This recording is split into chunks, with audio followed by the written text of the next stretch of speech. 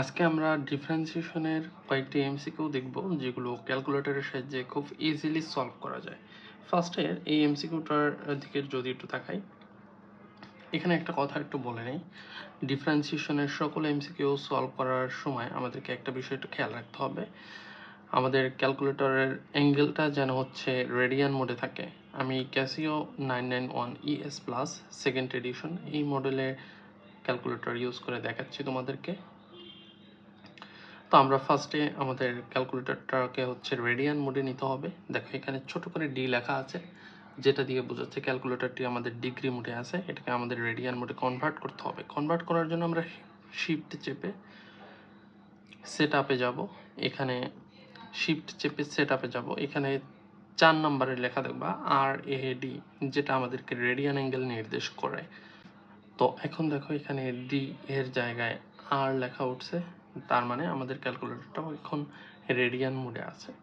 তো এখন আমরা সবগুলো ম্যাথ সলভ করব। ডিফারেন্সিয়েশন এবং ইন্টিগ্রেশন তুমি যেটাই সলভ করো না কেন, তোমাকে ক্যালকুলেটরটা অবশ্যই সবসময় রেডিয়ান মোডে নিয়ে রাখতে হবে। ফার্স্টের এই ম্যাথটার দিকে যদি একটু তাকাই, এটা হচ্ছে আমরা ফাংশনটাকে তুলি যেভাবে দেওয়া আছে সেভাবে। DDX এটা ডিফারেন্সিয়েশন, শিফট দিয়ে হচ্ছে যে ইন্টিগ্রেশন উপরে ডিফারেন্সিয়েশনটা। এবার tan ইনভার্স cos x ভাগ 1 প্লাস sin x। আমাদের ফাংশনটা তোলা শেষ। আমরা এবার একটু ব্র্যাকেটটা ক্লোজ করে দিই। ব্র্যাকেট ক্লোজ করা শেষ। এখানে আমাদেরকে x এর জন্য একটা ভ্যালু বসাতে হবে। এখানে একটা বিষয় একটু খেয়াল করে, এখানে কিন্তু বলে দেয় না প্রশ্নে যে x এর জন্য আমরা কত ভ্যালু ইউজ করব। সো যেহেতু কোনো কথা বলে দেয় নাই, সুতরাং আমরা x এর জন্য এখানে যে কোনো ভ্যালু ইউজ করতে পারি আমাদের নিজেদের ইচ্ছা মতো। তো আমি 30 ইউজ করলাম।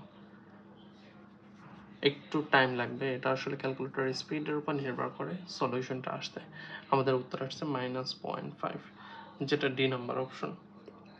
তার মানে কারেক্ট অ্যান্সার হচ্ছে এখানে ডি।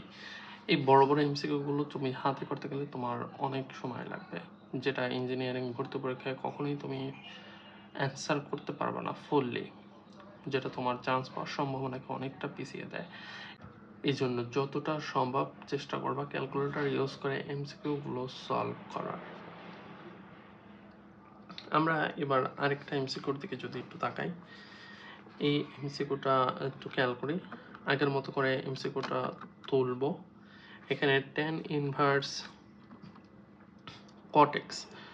cot x আমরা কিভাবে লিখবো? cot হচ্ছে কিন্তু tan এর বিপরীত। সো tan x 1 ভাগ tan x, এটাই হচ্ছে cot x। সো ব্র্যাকেটটা ক্লোজ করলাম। এরপর হচ্ছে cot inverse tan x। So cot ইনভার্সকে আমাদের tan ইনভার্সে কনভার্ট করতে হবে। তো cot ইনভার্সকে tan ইনভার্সে কনভার্ট করলে কি হয়, জাস্ট ভিতরের যে অ্যাঙ্গেলটা সেটা উল্টিয়ে যায়। মানে tan x আছে যেটা, সেটা 1 ভাগ tan x হবে। এরপর আমরা ব্র্যাকেটটা ক্লোজ করি। এখানে দেখো, এখানে আমি একটা ব্র্যাকেট বেশি দিয়ে ফেলছি।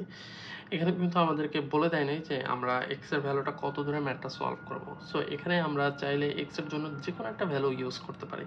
সাপোজ আমি 20 ইউজ করলাম। এখানে কেউ যদি x এর জন্য অন্য কোনো ভ্যালু ইউজ করে, তার জন্য সেম রেজাল্ট আসবে। এখানে আমাদের উত্তরটা আসছে -2, যেটা দেখো ই নাম্বার অপশনে রয়েছে। তার মানে এটাই আমাদের কারেক্ট অ্যান্সার। আমাদের আজকের ভিডিওটা এই পর্যন্তই। দেখো আজকে আমরা পড়াশোনার বাইরে একটু কিছু কথা বলি। সেটা হচ্ছে আমরা হচ্ছে কখন ভিডিওগুলো তৈরি করব, যখন হচ্ছে তোমাদের দ্বারা আমরা অনুপ্রাণিত হব তখনই আমরা ভিডিওগুলো তৈরি করি। সো তোমাদেরও কিছু দায়িত্ব আছে ম্যাথ করার পাশাপাশি। ম্যাথ করার মাঝে তোমাদের কাজটা হচ্ছে নিচে যে একটু সাবস্ক্রাইব বাটনটা আছে সেটা ক্লিক করে দেয়া, এবং সাইডে যে নোটিফিকেশন বাটনটা আছে সেটাও একটু টোকা মেরে দেয়া। সেতে করে কি হবে, তোমাদের একটা টোকার কারণে আমাদের হচ্ছে ইন্সপাইরেশন 10 গুণ বেড়ে যায়। দেন আমরা আরও অনেক নতুন নতুন কনসেপচুয়াল ইউনিক জিনিসপাতি নিয়ে হচ্ছে ভিডিও বানাতে আগ্রহ পাই।